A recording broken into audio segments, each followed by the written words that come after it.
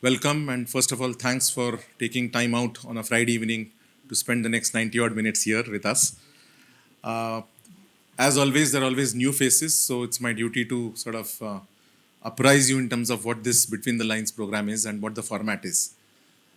Each month, we identify a book that we believe is a good book to read, like today and like all others, and has got recently published. And normally, Eklavya here, as many of you know, makes a fantastic presentation on the synopsis or summary of the book. But last last nearly 2 years, we've been on a lucky break, and in the last 2 years, maybe this is the 12th or 13th time where we've been lucky to have the author in the room, and that means that Eklavya doesn't have a presentation. So please don't walk out. But he will, so today it's slightly different, but Eklavya will still talk about the book. And so back to the format. So every book obviously has a lot of things to learn, a lot of takeaways. There is always a topic emanating from the book. So depending on the book, we invite people from the industry, and I moderate a panel discussion on the topic. So that has been the format and slightly changed because we have the author today. So let me, normally it's in the end, but unless I forget, so let me first thank a couple of people because of which we are here.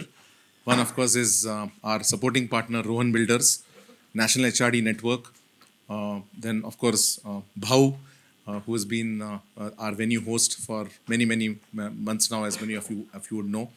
And then we have a couple of gifting partners, Fragrance Story, as well as Doubletree Hilton. And the panelists will walk out from from an incubator as if they walked out from a mall. So that I can promise.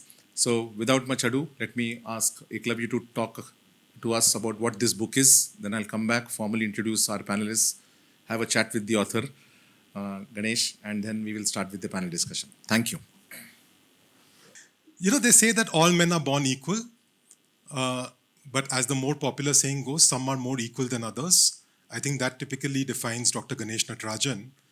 And even if, one says and concedes that, okay, he may not be more equal than others, but of course, he's first among equals. The man has authored 12 books on business, technology, leadership, and then he decides that the 13th book is going to be a novel of all things. I really sincerely hope that the 14th one is an autobiography because that remains the last one to check off the list. After that, we can get down to maybe children's illustration books or something. But can you imagine? This is something which I was just telling Advait the other day. And somebody else was also mentioning it to me outside when they asked that, how did you manage to bring in Dr. Ganesh? And not just the first time, it's the second time.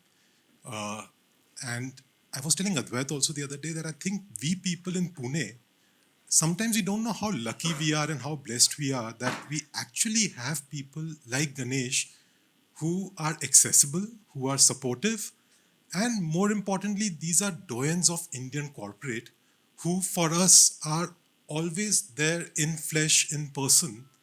And that really makes them much more believable. It lends a humane side to the name that we always otherwise grew up reading and hearing about. And to understand that, and also then, if you have read a few of his other books, and I know we've covered a couple of them in our own series so far over the last few years, when you put your hands on his latest book, I hope you've seen a copy of it outside. It's called A Passage Through Life.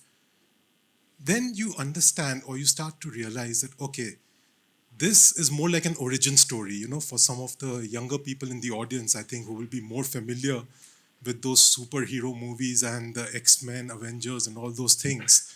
This book can actually, you can make out that there are liberal traces of Ganesh's early life, perhaps, which have been interspersed here and there. Because this book is very unique in the sense that it's a novel about a boy and girl, but it's not your typical meet cute. So we have not yet lost Ganesh to Dharma or to Yash Raj films as a scriptwriter. There's still some time to go. The book that you're holding up, Ganesh, is very dangerous. This session is being recorded, so I will choose my words very carefully. But the beauty of it is, let me just give you the context without giving away too many details. Of course, albeit it's not a murder mystery, but still. So the book is something which, again, is seeped in reality, although it spans nearly a 60 years time frame from the mid 80s to 2047. That year, I think all of us would be aware of why that year is going to be so notable and so momentous. And so many things are gearing up towards hopefully achieving what we are labeling as India 2047.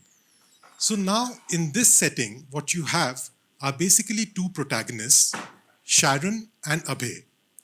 Sharon is a typical upwardly mobile executive who I think most of us in this room will be able to relate to. I wouldn't say that she's had a privileged upbringing, but definitely she's risen up the ranks.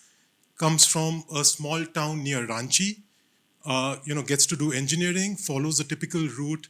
After engineering, goes on to do an MBA, gets a job in Bombay, and then shuffles through jobs like most people of her age group even now do that. So typical job hopping takes place, and then COVID happens. So that's why I said that the book is actually very, very closely intertwined with what's happening during the current day and age. And with COVID, as I think most of us have realized, it has changed a lot in terms of the expectations, the opportunities, and the aspirations of young India. It's very common now to hear people lamenting about the fact that kids don't want to come back to office, people are so used to working from home, moonlighting, gig economy. All of these things have been at the forefront of discussions over the last 3 4 years now. But the thing is that probably we haven't yet read or really sort of deep dived into what it might be in terms of impacting the psyche, the choices, and the career ladder of young professionals who are navigating this entire period. And that's what we get through the life of Sharon, which basically gives us an insight into how this girl is basically going about her life, what is the rationale behind the choices, what is the life that she's trying to perhaps escape. And on the other end of the spectrum, we have a boy named Abhay. Abhay comes from the slums of Aundh. So yeah, for all of us, it's basically a rich Pune travelogue also, starting off with Pune itself. He comes from Aundh. He's basically a slum dweller. He comes from the marginalized section of the society, but he has aspirations. He has this desire to make an impact, and not just for himself. It's not just to uplift himself out of poverty and the life that he has been dealt with, but he also has this burning fire within him that he wishes to do something to also serve his community and to do something for the greater good of people around him and eventually for people within the country. Now, with that kind of a desire fueling his ambitions, he chances upon Lighthouse. Lighthouse, I'm sure all of us are aware of it, the Lighthouse communities. And that's where, again, the book takes this very interesting turn, because then you start realizing that, okay, while this is a novel, this is also for us a great primer into what exactly, when we talk about social entrepreneurship, when we talk about social upliftment and the kind of work that entities like Lighthouse are doing, how exactly does it happen at the grassroots level? Because it's very easy to see the outcomes and praise it later on, but it's very hard for most of us to fathom the effort that goes behind creating such kind of interventions and programs. And I say for most of us because, like I said earlier, you know, there is a Sharon inside all of us. I hope that didn't sound incorrect, but there is a Sharon inside all of us, because that's the character that most of us will very closely resonate with. Because that character is exactly following the kind of life path that most of us over here have either traversed or are going to choose in the later parts of our life. Abhay, fortunately, is not somebody that most of us would have ever experienced. We have seen them, we have heard of them, we have tried to help them, but fortunately, we've not had to spend a day in their life. And yet, Lighthouse does that day in, day out. And then the book starts taking this turn towards how do you basically build the confidence of a person who feels that life is not meant to give them any second chance? How do you prepare a person for actually going out there, braving the world, confronting the world, while retaining a sense of identity, while retaining that much needed sense of dignity, and at the same time, doing something which probably nobody would have even given them a second thought or would have ever laid a punt on them to be able to achieve. So it starts off slow. Again, this is not a rags to riches story. It's basically about a gradual sort of, rise in the life of Abhay and how he starts understanding that, how you have to find your own calm spot, your own sweet spot, which basically centers you, which lends you gravity, and then using that as a primer, as a foundation to build upon. What are the skills that one needs? How are all these millions of youth who today are graduating from colleges, or perhaps in the worst case aren't even getting a formal education at all, how will you equip them with the skills that are needed for them to eke out a living? That's what the book touches upon in the first half. And there's a parallel track running all through where basically it gets juxtaposed with Sharon's life, where she's living the high flying lifestyle. She's living that dream career. She's shuttling between her native town of Goa, where her mother resides, and the big bad world of corporate Mumbai, where she's basically rising the corporate ladder. And she's also getting to face the, like the inevitable realities of heartbreak, of friendships which are sometimes superficial, sometimes taking a lot more from her than giving anything in return. And then, sometime after the second lockdown, when people started getting this travel bug and they were traveling with a vengeance, their paths cross in Lonavala.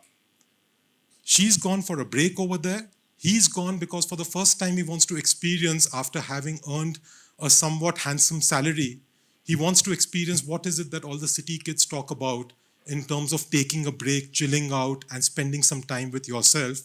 He decides to go to this Lonavala MTDC. She decides to go over there to basically hang out with a bunch of stoner friends who then abandon her over there. And that's when the book basically introduces us to both the characters together. After that, what follows, without divulging much of the details, as I would strongly urge you to read it, because it is something which, again, you would be amazed and surprised at how many layers the story actually contains. What happens thereafter is basically we get to understand how it is to live the life of somebody else, or to view the life of somebody who hails from a totally different end of the social spectrum, how to look at it from their lens. What is it that they will start to appreciate? What is it that we start to judge about others' lifestyles? And how is it that we manage to marry the opportunities with the ever changing and ever rising aspirations and expectations of young India? And the book takes us through, like I said, the bylanes of Pune. It takes us through Mumbai. And then we get to go on a whirlwind world trip. We get to explore Mexico, US, Europe, UK, and everything else in between as these two characters, these two protagonists, basically start living life together across all these countries, and how everything shapes them. All the experiences, what kind of indelible impact does it leave on their own character, their sense of morality, and what brings them together? What are the things which basically are, inherently different from each other, and yet what ties them together? All of that is reflected in the experiences which they share, and that's what is beautifully captured in the book. At the same time, the book doesn't just restrict itself to, a coming of age story as we call it nowadays. It's also coming of age of our country. So that is a strong thread which runs through the book, especially the latter half of the book. And there are some things, which again, in fleeting sentences, Ganesh has managed to at least ignite us to stop and think about certain things. Like there's this couple of sentences which I remember reading in the book. When I read the book sometime back, I still recollect there was something about the Indian economy versus the UK economy, and how UK will perhaps, why UK and US are so different from each other, and culturally, what is it within UK and US that differentiates them so much, and why is it that some of us prefer UK to US? Why is it that Indians are drawn more towards London than they are to New York? There's something in that bit, which again, very thought provoking in terms of those little seeds or those little ideas or the little doubts which he's managed to permeate through the pages. And then, more importantly, if you read the book, what is also laid out, especially towards the latter half, is a very precise blueprint of how India can use its inherent advantages to actually expedite the objectives laid out towards India 2047. Through the eyes and actions of these two protagonists, these two characters, we actually see that what it would take in terms of not just doing better for ourselves in our professional and personal field, but also in terms of giving back to the community. And that is something which comes out extremely strongly. And, again, like I said earlier, it's a book which will, while it's a novel, and, if you wish to, if you choose to, you can probably finish it off in a couple of hours flat. But what I can assure you is that there will be certain passages, there will be certain, literally, I mean, yeah, now I just realized it's a passage through life, and there are certain passages in the book which will actually make you want to come back and think that does any of this resonate with what I want to do? Because the reality is that 3 years ago, if I'd read this book, I really don't think I would have perhaps agreed with some of the things in the book because they would have been very alien to me. Those concepts, that reality, would have seemed more like coming out of a science fiction setting rather than actually what the country and and the entire world has lived through during these last 3 or 4 years. And the most beautiful thing is that at the end of the day, I think for me at least, what was very important, because when it comes to a non-fiction, or when it comes to something which is somewhere between non-fiction and fiction, I know it's a novel, so you can't really call it non-fiction so much. But I think what it leaves us with is the feeling of hope. If there is one thing which I felt, or which I think, like Advait and I were discussing the other day, what really sort of came out very strongly towards the end is that there is hope. There's hope always. There is hope for those of us who feel that we are born into, a life of privilege, and what do we do now? It's becoming so meaningless. The entire rigmarole of, just living this life day in, day out. Is there a purpose to this? How do you make some method out of this madness that we are calling existence right now? And at the same time, people who will view these same arguments as being so inane and just chide us for being, overly privileged and thinking too much without realizing that, more than half of the country would give a limb to even live a day of, of our lives. How is it that for them, they are also able to positively impact not just society, not just themselves, but the country at large through little actions? And the reason why I say that there is hope in every sphere of this entire book is because it's that thing like Ganesh has quoted. I'm not actually sure about whether that's an actual video or is it just a reference of somebody who is walking by the beach and throwing starfish back into the ocean, which had come wading onto the shore because of the tide. And when a person asks them, what's the purpose of this activity? You're not going to help the entire, like this entire starfish community, which is displaced over here. There's just millions of them, thousands of them. What can you do? And he just picks up one more starfish, throws it back into the sea and says, well, I certainly managed to help that one at least. And that, I think, was the most lasting impact that the book had, at least on me. And I would again, strongly urge you, advocate you, pick up a copy of the book. For nothing else, it's not every day that you get Ganesh Natarajan to autograph a book for you. And once again, it will not be the book which he's holding in his hand, and I will leave it at that. Thank you all so much. And we move on to the main feature of today's session. Thank you.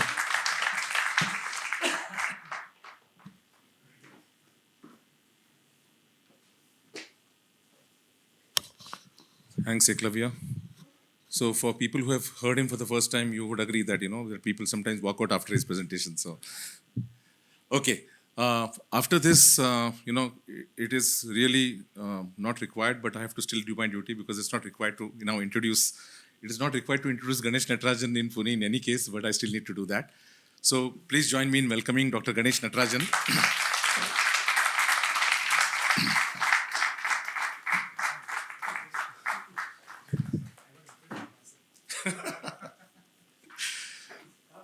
Sir, up. Wherever. So Ganesh currently, as always, is wearing multiple hats. Chairman, founder of 5F World, Kalzoom, Lighthouse Communities, ex-CEO of Zensar, Aptech, NIIT, and on the boards of several companies. I don't know whether some of those people are here, but when this LinkedIn post came, somebody called me saying that, "Oh, mere chairman hai, I need to come," kind of thing, which is Honeywell, SBI Payments, and many other companies. So thank you. And like we all know now, 13th book, 12 very serious books. This is also serious from a topic perspective, but it is written in a very, very easy to read kind of style. So thanks, Ganesh, for being here.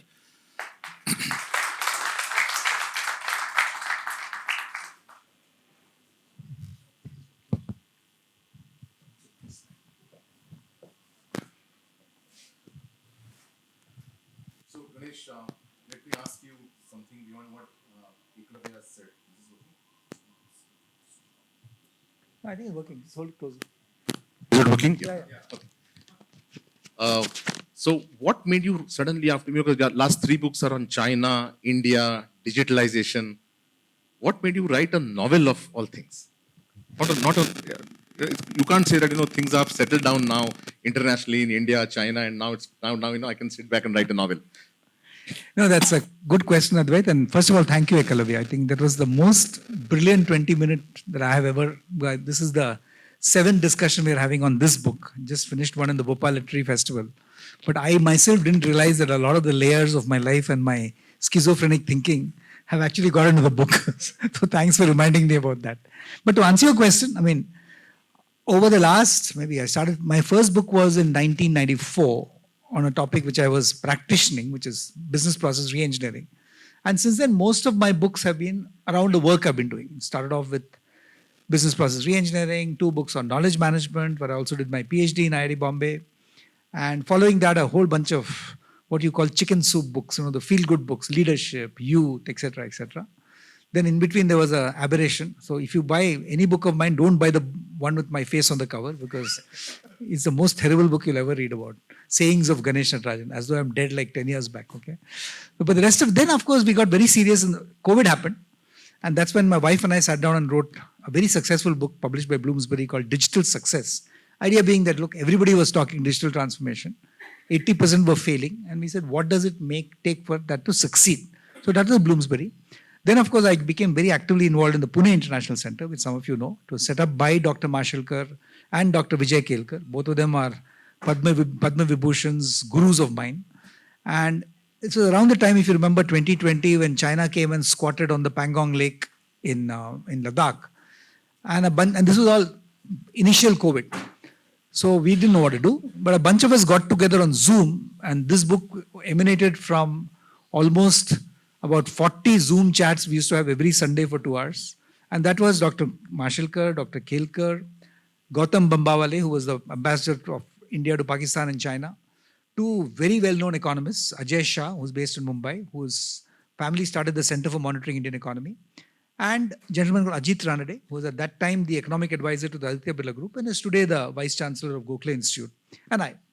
And like I love writing, everybody knew that, so I got stuck with actually writing the book, but a lot of inputs from them.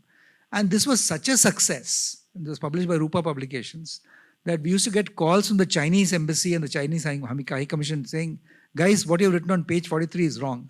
China is not really that bad. So we were quite impressed with ourselves at that time. Then we got a call from some friends in the ministry in Delhi saying, okay, you've written about, it was called facing up to China, not beating China, no aggro like that. We're not that stupid, but facing up to the China challenge. And they wrote about the political, the diplomatic, the economic response, not just the military response. So that's how we did that.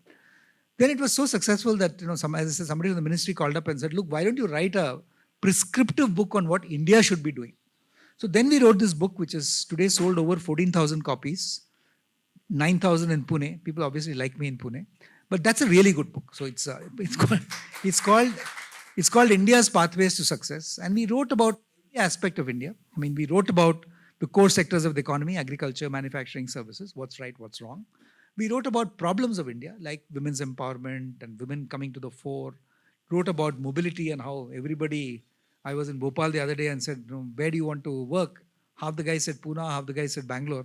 Although Bhopal is a nice city. So, I mean, the problem still is that people believe the best jobs are in the maybe 8 or 9 metros.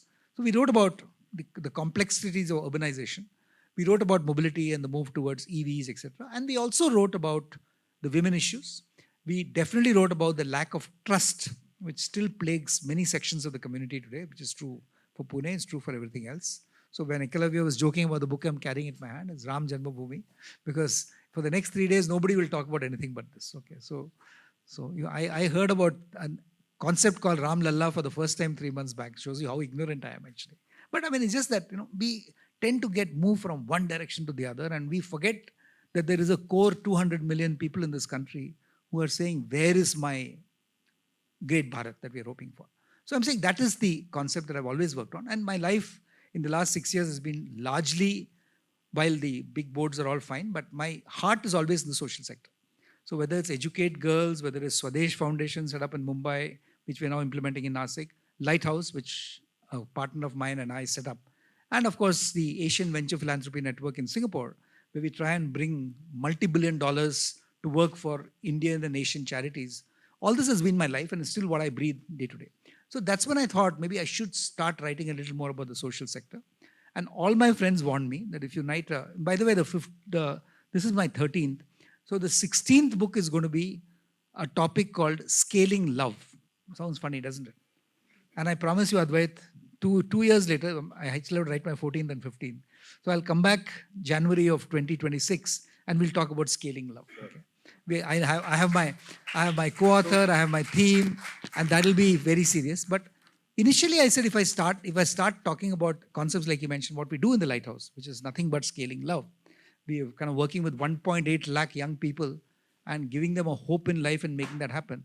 So when you talked about Abhay, the protagonist Abhay, who's exactly the many people, if any of you are interested, walk into any of our lighthouses and you will meet many Abhays, who are like suddenly got hope in their soul, want to make stuff happen, no longer want to be Shah Rukh Khan, because that is the unattainable, but want to be like their neighbor who lives in a better house than them.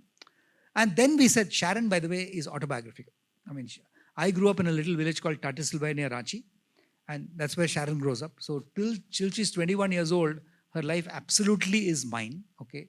So, and then of course she kind of takes on the life of a friend of mine, and finally she ends up with my wife's life as CEO of ZTV and everything else. So it's completely schizophrenic. Okay. But Abhay is Abhay. Okay. He's like any one of the people you'll meet in 640 slum communities everywhere in Pune. So it's interesting, and I wrote it as a novel primarily because a lot of my friends said, look, you write a serious book about social sector, nobody read it. And my friend who was the dean of Harvard Business School for 10 years, Nitin Noria, Nitin said, Ganesh, in future you write a book, make sure that somebody can pick it up in Pune airport, and by the time he reaches Delhi, he's finished the book. I was just chatting with somebody before this thing. All of us have 50, 60 books we've bought. We've read the first chapter and then we forgot to read the rest of it. Or of course, when you download on Kindle. So this is a really light, readable book. I also find that there is a price resistance even to well-off people to buying books of above 500 rupees. So I said, let's price it below 500. So believe me, this is optimized for you to buy on the way out. My sales pitch for the book. So that's how this book happened. Okay. So it's purely I was having fun, and I didn't realize, as I said, so many complexities and schizos of my life came through in this book. But it was real fun. But now I'm going to go back to serious writing, at least for the next 2.5 books. Then we'll see. So that's a long answer to your question. So 14, 15, 16 are back to serious books. 14, 15 are serious. Okay. I'll tell you what they are. 14 is Nari Shakti, with all this hoo-ha about the women's reservation bill and everything else and all the lip service we do and nothing we actually do in real life. So we're going to write about that. It's going to be a little controversial. So we'll publish it after the election to make sure we don't get into trouble. But the 16 is back to my technical topic, because, I mean, if you look at the World Economic Forum, all the hoo-ha was about generative AI and Sam Altman and Satya Nadella. So we're going to write about how leadership actually will change in the era of automation and generative artificial intelligence. We started doing research on that. And then I'll get back to the social sector. I can't promise you whether the book I'll talk about in January 2026 will be a novel or non-fiction. We'll figure out as we go. Okay. Interesting. Good that you clarified about the autographic part, because, when I read the book and I saw that, and you said that's autobiographical. As he said, there is a Sharon inside all of us. The Sharon sits inside me. So. Yeah. But a good clarification came that only up to that point she attains age 21, because after that her life goes, and then suddenly I thought, I don't know that part of Ganesh. But okay. But how did, there are these, like you mentioned, between the two characters, the main protagonists, there are bits and pieces of your life as well as your journey. And of course, all the organizations that you've done, some of the books that you've written earlier also get a mention. How did you manage to sort of very easily, seamlessly sort of fit in these things in an otherwise a novel about a boy and girl, like Eclair said? As I said, it was just having fun. I mean, I used to literally write one chapter per sitting. So it took me very little time to write the book because I'm anyway a passionate writer. But I think it just happened like that, because I also asked my partner, Ruchi, who's my co-founder of Lighthouse, whether I can put myself and her as real characters in the book. So she thought for 10 days and said, okay, but I will read everything you write about me in the book. So we said, yes, absolutely.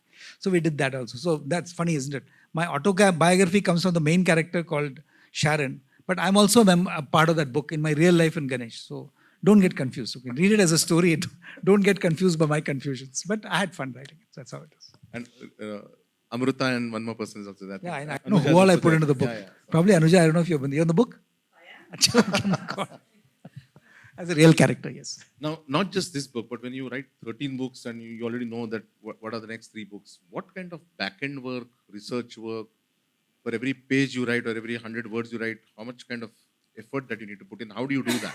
Initially, I had a co-author who used to do all the hard work and the research and everything else. So my first 4 books were like that. And in fact, one of my co-authors who wrote a bestseller on knowledge management, which became a textbook in all the IITs. So that was the one that sold probably 35,000 copies. Nowadays, it's extremely difficult. If you write a book and you don't sell more than 3,000 copies, don't be disappointed. Because it's difficult to sell books nowadays. Because with so much of distraction with Netflix and what have you, don't worry about that. But I'm saying, when you write a book that sells more than 6,000-7,000 copies, you know that it's got an imagination somewhere. So I think to answer your question, the hard work has been done in the past by other people. But right now, in the last 4 books, we've done most of the work. And if you read the Pathways, which I wrote along with this World Bank economist called Ijaz Ghani, the last one, and the previous one on China, I think a lot of us collaborated. So it was like good fun. I can never ever hope to get the expertise of an Ajit Ranade or a Gautam Bambawale, and certainly not of Vijay Kelkar or Mashilkar. So when they come in, and then you're just able to kind of translate their thinking into a readable format, it's much easier. So it's a question of how you do it. And writing a novel versus writing very serious books, academic books, was it different? A novel is very easy, to be honest. Extremely easy, because as I said, I love writing. My story is that I studied in a convent school in the adjoining village in Jharkhand. Okay, and even now when I say, 20 years back when I used to say I come from a village near Ranchi, people neither knew village nor Ranchi. Then Mahendra Singh Dhoni happened, so everybody knows Ranchi. Okay, but they still don't know the village. And my convent school was a place where I still remember I heard about IIT, hallowed institution you did your bachelor's in. I heard about IIT when I was in class 9, believe it or not. Never heard of it before. So I went and talked to my Anglo-Indian principal and said, look, Fitzy, his name was Fitzgerald, we called him Fitzy. I said, Fitzy, I want to get into IIT. He said, let me stop laughing first. I said, why? He said, in this school, there is no way you'll get into IIT. But you'll get into some college. So I'm like, I was crestfallen at the age of 14 saying, that's all my life is. He said, don't worry. We have taught you very good English. I said, how does English language or literature help me to get a job? He said, when you're 65 years old, which is what I am now, and you look back on your career, you will find success, and that success will be because of the ability to communicate. So whenever I talk in colleges nowadays, I tell children that, look, you're as smart, maybe smarter than the bright kids I see in Harvard Business School, but you don't put up your hand and ask that question. You wait for your neighbor to ask the question. It's a very Indian psychology that, we don't want to be exposed. And not because I don't have a good thought. Sometimes people worry about their accent, their English, etc. So when you can speak reasonable English, it automatically gives you that self-confidence. So I agree with what Fitzy said. And that's something we keep telling even people in the lighthouse that, look, just, as Virat Kohli says, express yourself. Doesn't matter, you can make a mistake. People might laugh at you. Doesn't matter. 3 times later, you'll be doing. I think that's one of the reasons for. Just sort of curiosity, is Fantush a real character? Absolutely, Fantush is my real character. If you read this book, you'll meet my village friend called Fantush. And he and I grew up together because there were 6 villages around my father's factory. And so is there a real name? It's not. Let me tell you last story of mine before I bore you all to death. So after I finished my last full-time corporate stint as managing director of Zensar, my wife said, let's go find Fantush. So we went back to the village of Tatisilvai. And I still remember my wife is this extremely persistent woman who will not give up. Okay. So we went and met the factory guard. Fortunately, he recognized me. And then my wife said, ये फंटूश नाम का कोई लड़का है क्या आपको मालूम है? He said, नहीं तो ऐसा तो कोई देखा नहीं, कभी नहीं सुना. Okay. Then finally the person said, look, today is Monday. Tuesday afternoon, the village hut, which is the local marketplace, will assemble. And under a people tree there, 6 women will always be sitting and gossiping. Their average age of 95. So if anybody knows your fund from 1967, 68, maybe they will know. Okay. So we went and my wife went and talked to them and said, आपको मालूम है क्या? He said, हाँ, वो फंटूश लड़का मुझे अच्छी तरह से याद है. अभी भी यहीं रहता है. मगर उसका नाम फंटूश नहीं है, naturally. Okay. So he said, उसका नाम क्या है? I'm discovering my friend's name for the first time. See, उसका नाम तो जमुना दास ठाकुर है. I said, wow. I had a friend whose name was Jamna Das Thakur. So we actually met Jamna Das Thakur. We kind of reunited again. came later and spent 3 weeks in our house in Pune. That time we were living in Kalyani Nagar. He was totally horrified at the way women were talking and dressing. He says, Janani log bhi aise bolte hain kya? I said, boss, I'm just telling you the difference between Bharat and India, guys. I mean, a lot of us, think about rural India, but they don't really understand it. But Fantush, to me, still has a salary of 7,500 rupees per month. Very happy with it. Has 2 wives, don't ask me why. 4 kids, but he's happy. Okay, but I still want, I got to stop talking, but last story, okay. Then when demonetization happened, I remember, that time Fantush had just left our house in Pune and gone back to Ranchi. First call I get is Fantush, speaking in my favorite language, Bhojpuri. तो he says, बाबू अब ठीक तो है ना? I said, मैं ठीक क्यों नहीं होऊंगा भैया? नहीं, सुनने में आया है कि मुकेश अंबानी भी राशन के लाइन में खड़ा हुआ है. I said, फंटूश, तुमको क्या फर्क पड़ता है यार? मुकेश अंबानी राशन के लाइन में खड़ा हुआ है कि बॉम्बे में रहता है? नहीं नहीं नहीं, अगर वो भी राशन के लाइन में आ गया तो हम तो ठीक ही होंगे. No, this is also India. Sorry, I won't comment any further. You said I'm being recorded. One last question on the book, and then we'll get the other people for the topic. If there is one key message that you wanted to give from this book, what would that be? No, I think we have said it beautifully at the end, okay? Saying that, look, let's get real, guys, okay? I mean, we all may be thinking we are part of the prosperous elite. I'm sure many of us are. Some of us may be thinking, oh, we are like, still middle class and we are aspiring to be X, Y, Z, etc. And some of us will be really deliriously happy when anything happens against Adani or Ambani. We are so thrilled, Sala dekh liya usko, So all these are our attitudes in life. But there are the Fantushes of the world who are blissfully unaware of what prosperity could mean. I keep saying, everybody needs a beanstalk. My beanstalk when I was growing up in Tatisilwai was education. I mean, Fitzi's English language education. Then I went on to Birla Institute of Technology. My friend and colleague, 40 years younger than me, Neha is here. So she is the president of the Birla Institute of Technology Alumni Association in Pune. And that also changed. But from BIT to then NITI, which is now IIM Mumbai, then to do my PhD in IIT Bombay, all over a period of time, not sequentially, and then Harvard Business School, education is my beanstalk, which is true for you. If it's not true for you, you definitely want to make it true for your children and grandchildren. So I think that opportunity is what we have to experience, but we have to use that opportunity not just to make more and more and more money. At the end of the day, that's irrelevant, but to really look around and say, okay, what is the India of our dreams and want to make it happen. So I'm passionate about India. I really believe India can change 2047, which I've written in the book, can see the kind of environment I write about. I write about these two, Sharon and Abhay, now living in this place called McCluskey Ganj. Never heard of it, right? So McCluskey Ganj is actually a little Anglo-Indian colony which still exists in Jharkhand. So they go and live there. And, of course, Abhay has his own drone, so he flies up to pick up some booze at the... So that's a normal life, right, at that point of time. Why would you have a car when you can have a drone? So I'm saying India will and can get there with our amazing physical, digital infrastructure growth, but there is a huge amount of work to be done in the social sector. So my one message is, don't forget India is 140 crore people and not the 5 crore elite. So that's my only message. Thank you. So now, let me introduce the other two panelists and welcome them on stage. You mentioned lighthouse communities, so maybe I'll start with Anuja, Sonam, if you don't mind. Welcome Anuja Kishore, Head of Operations and Chief Corporate Development Officer at Lighthouse Communities. She's been there, and we are going to talk about how India can be inclusive. And like Ganesh mentioned, if there is some organization, and actually it's true for all three panelists today, that's why they're there. They live and breathe inclusivity and inclusion. So thank you for taking time out. Previously, she's worked with Teach for India, Convergys, and Infosys. Yeah, small company called Infosys, and now a much larger company called Communities, Lighthouse Communities. So thank you so much. Joining me, her last panelist for today, Dr. Sonam Kapse.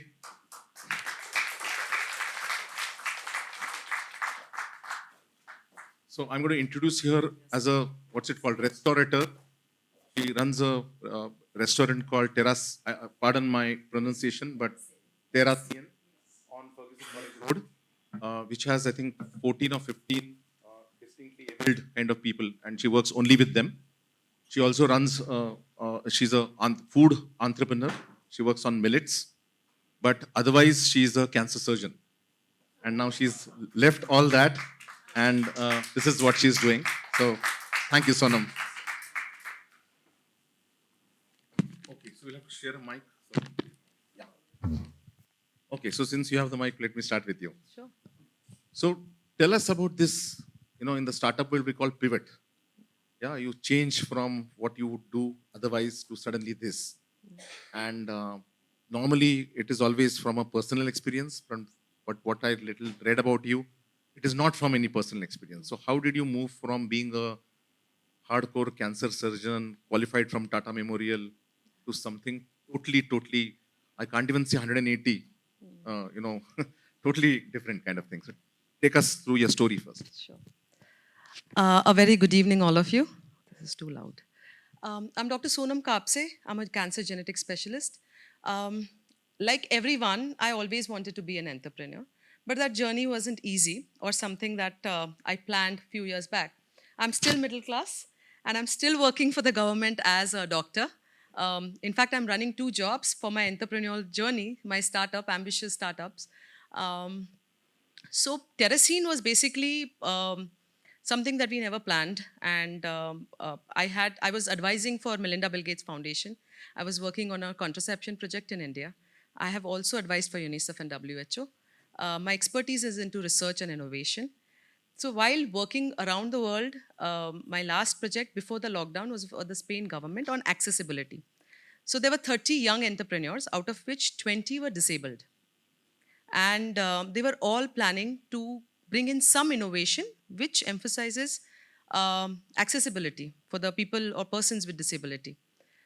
That was the time I realized in India, we have such a big societal and familial taboo. We cannot overlook it, and we cannot talk openly or expect a change overnight when it comes to any vulnerable or marginalized community. We have to bring in a new change. Like if you go to any DEI agenda for any corporate, it is empathy, right? But it is, I think, when you are planning to normalize any kind of you say marginalized or vulnerable community, it has to go beyond empathy, and it has to be more towards acceptance. And that's what we brought to India when I came back. It was the new era of DEI, or I would rather call it EDI. Equity plays a very, very vital role than diversity and inclusion. India is diverse. We all know that. Inclusion is in our Indian constitution. Very, very in fact, we all are, very well aware that inclusion, as per definition, is the access to premise, religion, public transport, education, and we have taken it entirely for granted, and we have overhyped the term inclusion when it is our right, a birthright if you're an Indian, and we have to not overrate it, but put it more in action. And that's what we have done at Terracine. I have 14 different disabled communities out of 21, like Down syndrome, cerebral palsy, visually impaired, hearing impaired, locomotor disability, mental disabilities, and now schizophrenia and bipolar as well. So you said schizophrenia quite a few times. So I'm going to take one more minute on schizophrenia. Basically, they have, both the kids are 36, 38 year old, both the boys. I call them boys because everybody in my restaurant are my kids. So their mother has been a part of NGO circuit for ages. Like, since they were born and they realized that there was something wrong with them, she has been a part of different reputed and big NGOs in Pune city, and still struggling to find some kind of security, some kind of future for her kids. So when I came back to India, I didn't opt to become an NGO, trust, Section 8. I decided I'm going to lay out a dignified platform working only on strengths. And that's the whole idea of Terracine came in. You are not going to observe people around you in a hospital, if I call you, or in a bank, or in an IT office. You're going to observe people around you in a restaurant. And although I'm a foodie, I have got no hospitality background whatsoever. I made a bold move of opening a restaurant because at leisure you observe people working around you. And in that I chose a very expensive real estate, FC Road. You all know the rents there, yeah. So, because For an orphanage or for a disability home situated on the outskirts of the city, you will travel only on a birthday or anniversary. And if you're too emotionally, disturbed, you will be doing that more often, but not more than 5 or 6 trips in a year. So we decided if we are generating social impact and awareness in true form, we have to be in the heart of the city, in the most prime location with the highest footfall. So it was very, very well planned and deliberately done. Post that, we started focusing more on the behavioral aspect, emotional quotient, psychology, and the physical traits of a candidate. So all my programs, which are now through for IP, are focused on these 5 aspects. And fifth one, I'm not going to talk because, as I said, they are under IP. And every individual, the program is tailor-made. So if I'm training a Down syndrome, I have a set program. If I'm training a visually impaired, I have a set program, and so on. I have covered 6 disability. So I got the liberty, because I was not an NGO or not under some CSR, I had the liberty of training any individual or candidate I wanted, and that freedom was priceless. Because when you walk inside a mental disabled school or college or institution, you always see that there are multiple disabilities mixed up. Nobody knows about their IQ. We are just randomly some activity center painting diyas or making candles or making soap and waiting for that holy Diwali of the year to go for a corporate event. So I wanted to change the entire trend, the way social work arena has been headed in India. And hence we laid out a restaurant, Terracine for you, which is right 5 minutes from here. You all can have dinner there. And it's a sale pitch, as Sir said. So Yeah. two conscious decisions. One was not to do a non-profit. So it's a normal company. And the primest of prime real estate, you choose to kind of thing. And what's with the name? Okay, I know, very, very international name. I mean, I was cursed by the media because they were calling me Terra Shiny, Terra Cine, Terra Sign, different names. But Terra is earth, scenes are cuisine. Now, this word comes from my recruitment process. I wanted to hire people who nobody wants to hire. That's the reason I don't get investors easily. People, people don't walk in through the door. So I wanted to hire farmer kids who were 100% disabled and had no formal education. No 10th, 12th like Amazon or Lemon Tree or baristas. I wanted to have kids who have never been to a school. They are the strongest task force that India can have when we are talking about making it a superpower. So these kids were raw, plus they had an opportunity in front of it, which was like a dream. So they have put in 110% of their efforts to sustain. And 80% the population in my restaurant is disabled population, and 20% is abled population. So both the populations had to intertwine and understand each other. So we do abled population sensitization programs, again very scientific. So my entire working has a lot of science behind it, and that's because of my background in medicine. So laying out these programs, we realized that now, since after 1.5 years, the restaurant is top rated. It is a profit-making venture. And we have very soon by March 2024, we'll have all 21 disabilities working in one dignified platform. The United Nations spoke about us as the only business in India. Mind it, no Tata, Birla, Ambani. We are the only business in India who's working with vulnerable and marginalized community. And now people from ex-convicts who have served jail time have approached us and working in the restaurant. We have transgenders. We have a lot of tribal women. And I think we want to work for everybody who wants to work. That's the whole idea. Great. Thank you. Thank you so much. Awesome. Anuja, Ganesh in his opening remarks and obviously in the book has mentioned you're part of the book. So tell us about what is Lighthouse Communities? What does it do? Sure. First of all, thank you for inviting me here. We are actually India's most unique public-private partnership-led skilling and livelihood program. And pardon all of this jargon, and I'll explain it very simply to you. So we actually work with young people. You can call them underserved. We prefer not to use the word marginalized. A lot of my colleagues are here, and they have taught me why. So we actually bring them to these beautiful spaces that are given to us by the government, which we call as the lighthouses. Lighthouse, as you know, is, basically it shows direction. Yeah, so that's what we do at the lighthouse. And what we do is three things. We equip them, number one, with what we call as agency. There's a person called Dhananjay here in the audience. We were talking just at tea, and he said that do you do self-worth training? And that was very interesting because that's exactly what agency is all about. Am I equipped to make informed life decisions, life choices, career choices for myself? So that's the first thing. The second is, of course, equip them with some technical skill, which we can, the talk progresses, we can talk more about it. And the third is that they take the first step towards their career, get a job or be self-employed. So those are the three things that we do. Over the last 7 years now, we have worked with 1.6 lakh young people. Each one is an Abhay, as Dr. Ganesh said. And they have, unleashed their potential, we would say. In Pune, just in Pune, we've had about 35,000 alumni from the program. About 17,000 plus are in different jobs across the city. So if you go to a Starbucks, I'm sure you will find an Abhay from the Lighthouse. If you go to a gym, you will find an Abhay from the Lighthouse. If your cabbie could be an Abhay from the Lighthouse, just raise your hands if you're from the Lighthouse. There's about 15, 20 colleagues of mine here. And we are all like really proud Abhay, and I call myself Abhay, not Sharon so much. But so that's been the power of our work over the last 7 years. Thank you. Ganesh, all the things that you've been doing, and we've heard Sonam also talk about. Now, I'll just go back to what you had said earlier said about your next book, Nari Shakti. So there is a lot of talk about, like she said, not DIE, but EDI kind of thing. So how much of that is in practice in your own experience? And where is the gap between the thought and the action?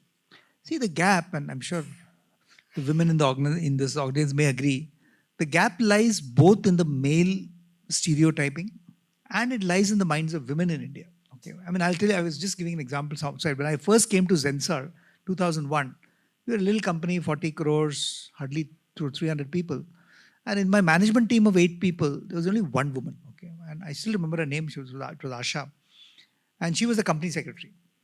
6 months later, I said, Asha, we've got to build more women because obviously, like any other IT company, we had out of that, we had 40% were women. So I said, why don't people bubble up to leadership? Before I could get one more Asha to join the leadership team, Asha came and quit one day. So I said, Asha, what happened? She said, no, I went home yesterday and my mother-in-law was there. And she has a 6-year-old son. And apparently the 6-year-old son in an arithmetic test got 97 out of 100. And her mother-in-law said, if only you had been a stay-at-home mom, he would have got 99. Okay, she quit. She really quit. Okay? So, I was like flabbergasted. It's a different story. When I left Zensar, we were a 4,000 crore company, and out of 20 people in leadership, 13 were women. Because we had a program which is one of the best after ICICI. I gave people like Lalita Gupta, etc., a lot of credit for making sure women really blossom. We did the same thing. But that's one company. I today do a lot of work with Educate Girls, which is, again, I would call it one of the most intense NGOs in this country. Started by a woman called Safina Hussain in Mumbai. And we work primarily in the tribal areas of Rajasthan, MP, UP, and Bihar. I don't know how many of you know that during COVID, in the villages and rural areas of India, naturally every child dropped out of school because you couldn't go to school. Immediately after COVID, within 2-3 months, the children started trickling back to school. 70% of the girls who dropped out of school in COVID have not gone back to school. Now, you may argue why. They're working in the farms, they're zero paid labor, helping their moms. So the farmer is drinking happily. His wife and children are working in the fields. The mother is like saying, I'm overstressed, you stay at home and you cook, etc. So I'm saying whether it is in urban India, like the Ashas, or it is there, or it is the hype we see in parliament. I love the fact that we are at least doing a women's reservation bill. But if you listen to the cynics will say that, look, we will do this and, all the politicians' daughters and daughters-in-law, etc., will come into parliament. Are we really going to achieve anything? No, I would argue it is better than not having enough women in parliament. But I'm saying, this is a malaise that spreads all the way down. Similarly, people with disabilities, okay, the otherwise challenged. I ran NASSCOM Foundation for almost 3 years. Our biggest failure was getting companies to stop doing lip service and actually hire people with disabilities. The call centers would still hire people who had some, let's say, physical challenge. But for the visually challenged and definitely for the mentally challenged, it's almost impossible to get a job. So net result is a lot of negativism that builds in society. And I think people like what she's doing and what, let's say, entities like Mitti Cafe in Bangalore are doing is absolutely human service, because it is the most neglected part. So I think women need a lot more. I'm not saying they need help, don't get me wrong, but women need a lot more self-confidence that they are. I keep saying that, when I interview two people, one is a man and one is a woman, I definitely choose the women for various attributes I've seen during 42 years of my career, that they really, today, if you look at the leadership of Lighthouse, team of Lighthouse, they're all women. 6 women running this business entity who has really grown and scaled this entity beyond recognition. We've just hired our first male, and I'm a little worried, okay? But I mean, because that's the opportunity we have, then Indian women are second to none. So, I mean, why is it that in China, 60% of the corporate leaders are women, much more so than America, by the way? Because they kind of believe in equality right from the beginning. Maybe you could call it the communist form of society, whatever, but we have to change. So that's my quick answer to your question. Sure. We cannot do equity by doing lip service to it. Sonam, in your initial opening remarks, you did mention that you also have tribal women. Now, sometime back, I had actually seen a documentary on National Geographic, and it was some best hotels in the world kind of thing. And one of the episodes was on a hotel in sub-Saharan Africa in the desert. There was a husband and wife couple. And one of the things mentioned is that they got the land free from the government. And the condition was that 80% of the employees should be from the tribal community there. And one interesting thing they said is that, look, hotel, everything is square, it has to be kept in order, etc., etc. But these people live in the wild. They don't know straight lines. It was very difficult for them to tell them what is a straight line means, because everything was, circular for them, because that's what they see. Now, how has it been difficult for you? And, one starting revelation was that they are not even educated. You consciously again chose people who are not in school. So take us through, how did you go about, because at the end of the day, if any of us come to your restaurant, we expect service like anything else. So how do you bridge that gap? Sir, I think we have thrown sympathy out of the door. So when we are talking about standing in the most prime location, we followed it to the T. So my kids cater to the Hyatt group of people, to the Mercedes-Benz. In fact, any big multinational has been a part. Sudha Murthy ma'am dined with us last year. So, you can't be overshadowed with the aspect that because I'm going to call them vulnerable, marginalized and disabled, because I believe we have to move beyond tag. We have to accept that where a person is coming from, because he's very well aware. The society has made it a point to remind him or her every single day where you are from, who you are, and whether you are fully equipped or not. So that is the sad part of our society. I've just come back from MP Tribal, Kana and Dindori. I was there for a week, and I'm working with 650 tribal women, teaching them a skill, at the same time employing them, because 76,000 skill development institutes across India. Employment rate is 1%. Forget about disabled and forget about tribals and forget about marginalized communities. And we still have a very big space to fill. So when it comes to tribal psychology, first of all, their question is always, will I be comfortable around them? Will you be comfortable around them? Because it is, a very big taboo which has developed as we grow in the social circuit, as we grow through privileges, as we grow up the hierarchy. We can't compromise and we discriminate. So discrimination is not taught in school. And going forward, we always have that, a way that without a proper set of shoes, you'll not enter a 5-star. So keeping those thought processes, you can't be an activist and change them overnight. It's not going to happen. A restaurant like mine, to be a business, has taken so many years post-independence. And we wanted to be at par with any JW Marriott's and any proper restaurant in the business. So my kids have been trained as per the industry standards, getting paid as per the industry standards. Just because they're disabled, they don't work for 4,000-5,000 rupees like any other place where they're chopping a sack full of onions. And that's the real boost, because it's a conducive environment. At the same time, the trainings are so robust and aggressive that they know that if I don't do this, probably, I will go back to an NGO and I'll have to wait that, I'm sorry, I'm not against NGO here, but I mean, every session makes me look, yeah. So it makes me feel that I'm against. But the way it's working, it needs to change. It needs to get more advanced. And there is a different outlook that has to be focused based only on a person's strength, not from the background, not from his experience, not from the strata of the society that he or she is coming from. So I think I'm very headstrong and very sensitive when somebody calls me a social enterprise or probably a trust or an NGO, because it's very easy to work with somebody else's money and move forward with a dream. So, Anuja Singh, Bhara ke mil. no, I get that. So got the international hospitality. We got the International Hospitality Council London Award. This is my third year. We are again nominated, and you only get that award if you're a Marriott or a Taj or somebody. So we've been getting it. So we're following the protocols, and we hope that a lot of people come forward. You don't have to be any big names that I took a few minutes back. You just have to be an educated person with a mindset to be socially responsible, and anything is possible. And there's no dress code for your restaurant. No, not at all. So we can walk in chappals as well. We're a casual dining, sir, yet we hope to be fine dining I soon. was just joking. Anuja, kind of work that you're doing in Lighthouse, one thing that we read in newspapers year after year is that, say, the EWS quota never gets filled up. Now, where is the issue there, and how are you helping that happen? Because education to economically weaker students perhaps is the foundation for them to get either self-employed or get kind of thing, which something that you are doing. But where is, in your view, in your research, where is this gap? Why is this happening?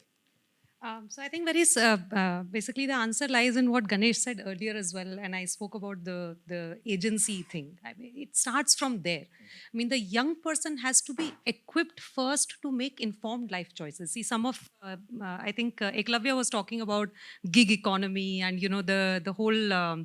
Ad hoc approach to my life. See, because today there's so many ad hoc opportunities you can do, and for young people, especially the ones who come to the lighthouses, the view. I mean, they don't have role models in the family who have served in a job for 30 years, 35 years, saved for their family and things like that, right? So the first thing that we do when young people come to the lighthouses is work on that. Yes, you can do some gig, and of course the economy is moving towards gig, so we have to consider all of that. But the view of my career over 25, 30, 40 years is very important. So that's what we do when we talk about agency first with young people. And then, like she said, the skill training that young people get have to be, of course, very high quality. And it's a mixed bag. I mean, we all know that. In the market, not all skill trainings are high quality. I mean, it's commendable how they're training people who have never been to school to cater to people, from high strata of the society and coming and dining. I mean, we struggle with it. It is hard work, but it is possible. So when we look for skilling partners or when we design skilling courses, we actually think through a lot of these aspects in a lot of detail, and then we, onboard skilling partners, etc. Like, for example, if a young person comes and says, I want to become a gym instructor, then, number one, we actually give them the entire reality of what it means to be a gym instructor, because it is very glamorous to be a gym instructor. But behind that is a lot of like nutrition science, body and understanding all of that. So the young person may be getting influenced by a friend and all of that. So, it's a lot of just really mindset shifting and industry exposure for the young person. And then, it comes to, can we find them a job where they can begin, and a lot of work with the employers. See, because when I go as a young person, when I start my first job, and I can tell you my own story, I mean, Ganesh was joking, right, that she worked at a small company called Infosys. The first day at Infosys, I was really nervous. I came from Lucknow, and Lucknow is not a small town, and of course, it's very popular these days. But having said that, when you come from a tier 2 city to a tier 1 city where everybody is speaking in English, I couldn't speak like this at all 21 years ago. And, to be in front of so many, bright people from tier 1 institutions, and that's where exactly the divide that all of you are speaking about, it starts from there. I may have been, I was definitely from a tier 2 college. Everybody else was from tier 1 in my own, the first group that I was part of. It takes time and it works both ways. Infosys gave me that environment, but I also made that effort from, because of exactly what Ganesh said, because the education, thankfully, that's been our beanstalk for many of us here. But are we doing that employer sensitization for the kind of young people that Sonam and we at Lighthouse are working with? So actually, a lot of my team members are here, like I said initially. We go to the employers and say that, look, the transition for the young person will be hard. And you have to you cannot treat them as somebody who's just coming out of, BCom from Ferguson College or a college like this. You have to take some measures which are different, which allows the young person to take time and transition, which allows the young person to look into the eyes of the manager and say, "Mujhe kal chutti chahiye." And It's companies very are happy to difficult. do that? It's hard. Like I said, it's really difficult, but we have been working. So we work with an employer ecosystem of 7,500 employers. Largely, about 80% of them are local employers, but also 20% very tier 1 companies like Infosys, HDFC Data Processing Center, etc. So with them, we'll do a lot of this work. And that's, probably one step towards bridging this gap that you're talking about. Thank you. I'll pause here if anybody has any question for the panelists. So I have one question. Yes, please. And my question is for Sonam. Excellent work, and I have witnessed the quality and basically the product that you have. I am from Honeywell, and this Diwali we had this collaboration, right? yes. So my question is, Sonam, how do you see this model? Okay, so what you're trying to do, it's scalable and it will reach more people. So how do you see that happening? See, basically, right now we have 45 families working with us, 40 to 45 families, and we have trained 160 individuals. We are definitely scalable, and we are, in fact, collaborating with SLB, Infosys, John Deere, and we're opening up different outlets there where another 40 to 45 kids will be employed. We are going slow because this 1.5, 2 years we took just for the training program. And we are here aiming for a change in the social work arena. We are trying to place a new narrative which is devoid of any CSR donations, funds, help. So that has taken us this 1.5, 2 years to form a very robust business model, which, like, for example, there are few cafes who have deaf candidates working there, but then the food is average. So everybody feels that out of sympathy, people are going to compromise once, twice, for a month, for a year. So even if you stop at the airport and you experience Mitti Cafe, you will feel, "Arey yaar, I've paid 10 rupees extra for the samosa because it's a social initiative." And you decide that I have done charity and you move out.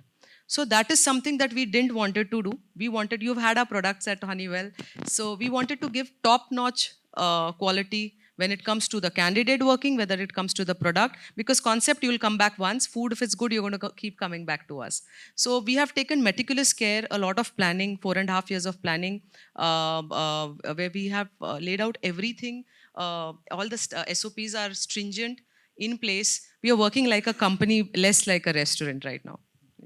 So a quick question on that, follow-up question from my side on that, that when you are now running restaurants or canteens in companies, are the companies doing it because they really believe in what you're doing, or it's just a CSR checkmark for them?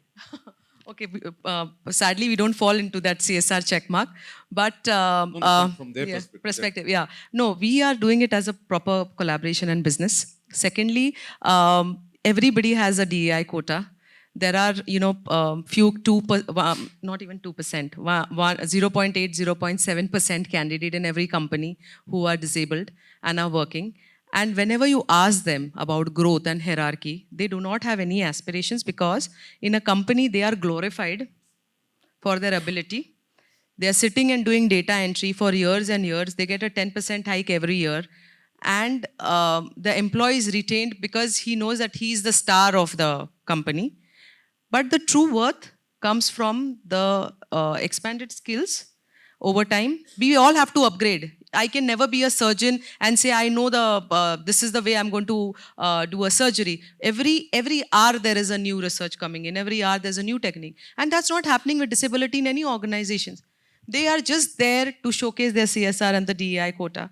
And Sadly, a person will get bored, move out, and then the seat is empty, like what happens in government, where there is again a disability quota, but it is never filled. 70% is empty. And who doesn't want job and money these days? But there is a very serious approach that needs to be in place when it comes to training, when it comes to hierarchies, when it comes to growth. Every person wants to grow irrespective of their strata, disability, or gender. We all want to grow and we all want to be ambitious, or we all want to have that kick, yaar, ye karna hai. So that is missing, and that's where all the companies should focus currently. Anybody else? Yeah,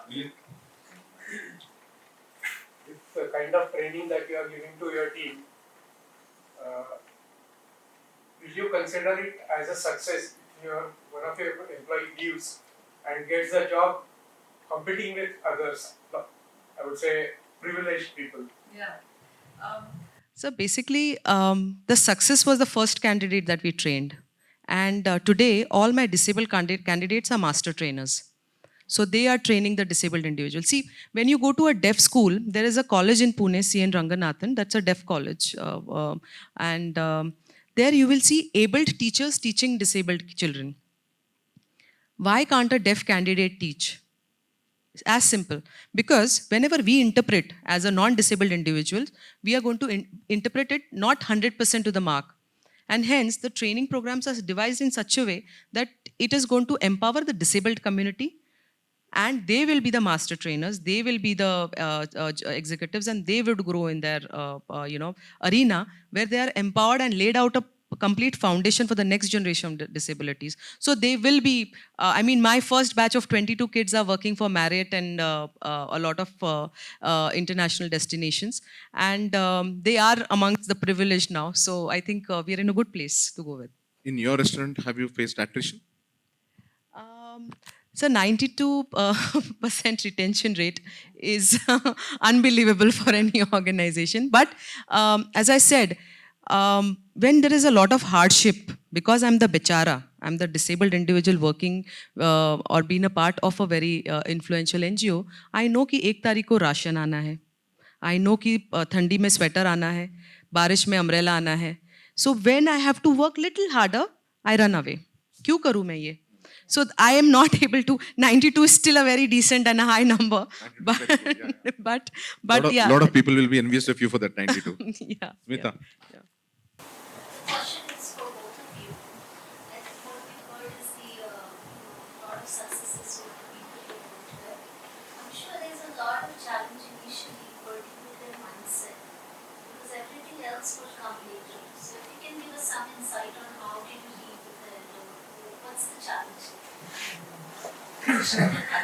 Yeah, this is life every day for us. But I can tell you Monica's story. For example, Monica, is from one of the first few batches. And unlike anything else, Monica is her real name. Yeah, Monica is a real name. She's okay for us to use it, so therefore I'm taking that liberty to use her name. So she's basically from the first few batches of our first lighthouse that is right here at Bremen Circle. And all of you, I absolutely welcome, like she's invited you for dinner at Terracine. You can definitely have breakfast at Lighthouse.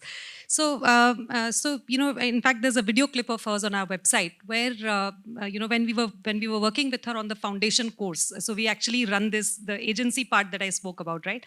So when young people come to the Lighthouse, the first 100 hours is actually spent on not doing vocational skilling.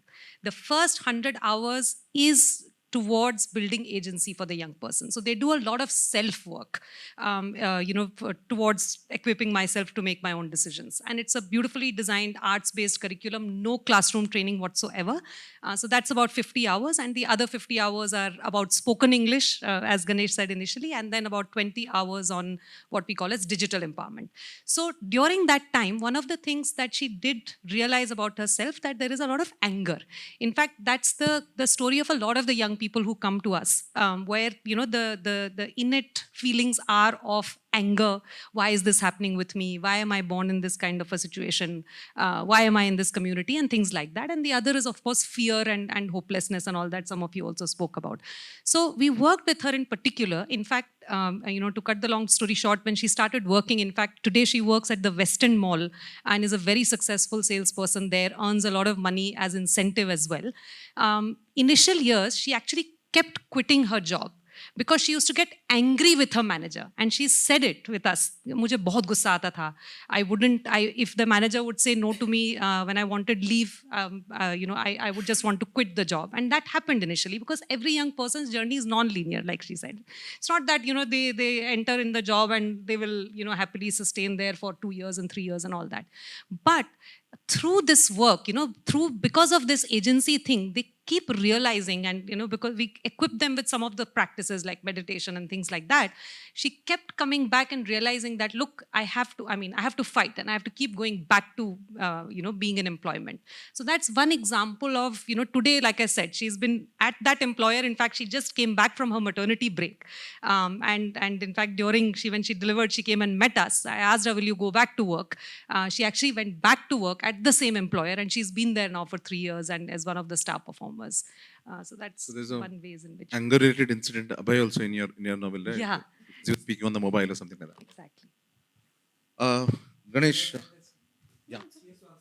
All right. So I think we talking about stories. We have Reshma as a guest relationship manager at Terracine, and she's a visually impaired candidate, 100% visually impaired, and she's into that rare visually impaired category. So when we talk about VI candidate, we think that they are blind and it's a pitch dark view in front of them. That's not the case. 85% of the population who are visually impaired can perceive light. So they know day and night. They know that a truck with headlights is coming towards them. They know the windows and doors. So they can perceive light and they can walk in that direction. Reshma is in that 15% rare category where she can't perceive light at all. So it's pitch dark night for her throughout the day cycle. And there's no circadian pattern that her body can adapt to. So she was working with a telecaller for data entry, and she comes from a small village, Ranjangaon, and she said, I want to do computer job here. I said, no, I will not give you a computer job because that's what VI candidates are doing. Why don't you open up arenas where you are opening more job titles for VI candidates, and we should do something new. So now today she travels to all the different offices, talks about corporate collaborations, corporate lunches, packages, corporate giftings, and she's the one who takes the concept across. Initial first month, she said, people keep banging into me and I don't like it. I just don't want to go out. I want to sit in one secluded corner. And changing her entire thought process or the way her disability, her school, college has brought her into was a very, very tough task. We all have our struggles, nobody is, not struggling here. Trust me, whichever position you are, you're still struggling. And we are never right there or content. So when we see people like her, we realize that I have a 5-year-old. I'm running 2 jobs, 2 startups. One is Terracine and one is India Millets Co. And the minute I feel that, मैं बहुत ज़्यादा कर रही हूँ, and why am I doing? As you said, I don't have any personal connection with disabilities. I don't have any family or friend who's disabled. I'm just a human behavior expert who has utilized behavioral science and psychology to lay out a very robust business model. So all these hardships, when I see people like Reshma, I feel are negligent. We are truly blessed in wherever we are, and moving forward and doing your bit towards the society automatically generates a thought of happiness. If you help somebody, give a biscuit to somebody, you're going to feel good the whole day. So this feeling is priceless, and it's empowering. I mean, you feel that you're in the right direction and you would do more kind. If you're doing bad, you get in the habit of doing bad, and it keeps going. Similarly, if you keep doing good, you get in a habit of doing good, and it is a biggest highlight. Lovely. Ganesh, whether it's Reshma or Monica, these are real stories. We talked about the gap between, the theory or what's in theory and what's in practice. In your view, do we need to do something at the policy decision to sort of close this gap? We need to do both, actually. I think Ekalavya talked about that starfish story, which has been my favorite right through my life. Because each starfish, when you throw back into the sea, you've made a difference to that starfish. It doesn't matter whether there are 200 million people looking for jobs. If she's doing 1.6 lakhs and we want to do 10 lakh in the next few years, that's the starfish. So the answer to your question is every nation, every society, every community needs to have a vision. There's no doubt about that. If you don't have a vision for transformation of my country by 2047, you'll never get there because every little step will seem like success. I mean, today, for half of Pune, success will be if we can ever get somebody of importance to come and inaugurate the second wing of the airport. Because I believe it's ready for the last 6 months. And the new airport, of course, is not even beyond, it's beyond our vision also. Okay, so that we can look at later. It's not in your book also. It's not our book. Yeah, maybe I haven't written I should write about it in my book. 2046 ko ho jayega. Okay. But the point I'm making is, that's all fine. We can create all these things. But at the end of the day, it is your actions. As they say, the journey of 1,000 miles begins with the first step. And that is the same philosopher, Joel Barker, who wrote the starfish story. And by the way, there's a wonderful video called The Power of Vision, which you can download from the internet. Just watch it. I've probably watched it about 500 times. Every time I watch it, I have tears. It's that powerful. And this book is, this incident of the starfish is very much part of that video. It also ends with Joel Barker's favorite line, which is my mantra in my life, saying, vision without action, which is policy, is just a dream. Action without vision just passes the time. A lot of frenetic action we all get into. But vision with action can change the world. And I think if we want to change our community, our slum community, our city, our family, our country, I think we'll have to practice vision and action. We don't do it like thrashing your legs around. Don't do it as one big armchair idea of this is what Virat Kohli should be doing when he comes into bat. But actually get out there and make it happen. So I think that's what I would think is important. On the dot of 7. Yeah, but I can't leave you without a question on technology. That's my past. So let's go into the past. So is technology or will technology further increase this gap or actually it will reduce this gap? It's a very good question, Advait, and I think it depends on how you use it. There's a cliche which I'll tell you, which is really successful nations are those who use commonly available technology uncommonly well. Today, the whole hype is about, if you watch Sam Altman, the OpenAI ChatGPT founder, and a wonderful 35-minute chat at the World Economic Forum 2 days ago. So he says exactly that. Look, when computers came in, everybody said, oh my God, the world is over, etc., etc., etc. When ChatGPT got introduced, for 1 week, people said, oh my God, that's the end of the world. All jobs will go away. Everything is gone, etc., etc. And he's saying, now we're going to do this thing called AGI, which is artificial general intelligence, what I call super intelligence, which will actually, theoretically, computers will become more intelligent than human beings will cease to exist. Nothing like that happens. So I think the way to use technology is as an assistive and augmentative force. If you let technology run your life, or if you kind of subjugate your own thinking to what generative AI can do, then you've lost it somewhere. Don't forget that human ingenuity is always going to be better than technology. And as a technologist, if I say it, I genuinely believe in it, having seen it in the last 30 years. So not to worry. People who are smart will always outwit the machine. Yeah, I remember he's saying that, when ChatGPT, the world froze for 2 weeks and then it was back to business. Exactly. And he says when AGI is introduced, the world will again go into a hubbub for 6 weeks, for 1 week, saying that, oh my God, mankind is dead, etc. But mankind will chug along, not to worry. Great. Thank you so much. Thanks for your time. Thank you, Nuprit. Ladies and gentlemen, Ganesh, Sonam, and Anuja.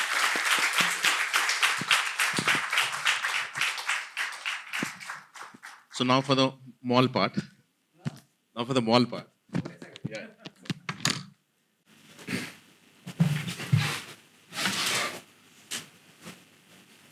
Seriously? Yeah. So this is a book-based thing. So on behalf of all of us, Thank you. this is for you. And, this is a Pune-based perfumery called Fragrance Story. So he has done this perfumes for you. Thank you. He's one of us.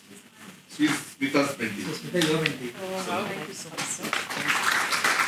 You don't get a person. Yeah, for once we get the same thing. Thank you. Thank you, sir.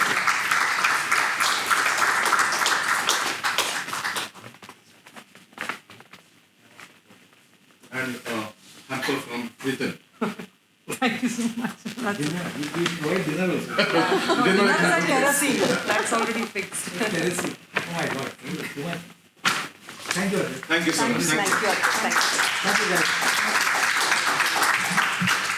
Thank you so much. And again, once again, thanks for our gift sponsors, Hilton and Fragrance Story, and National Exciting Network and World Leader.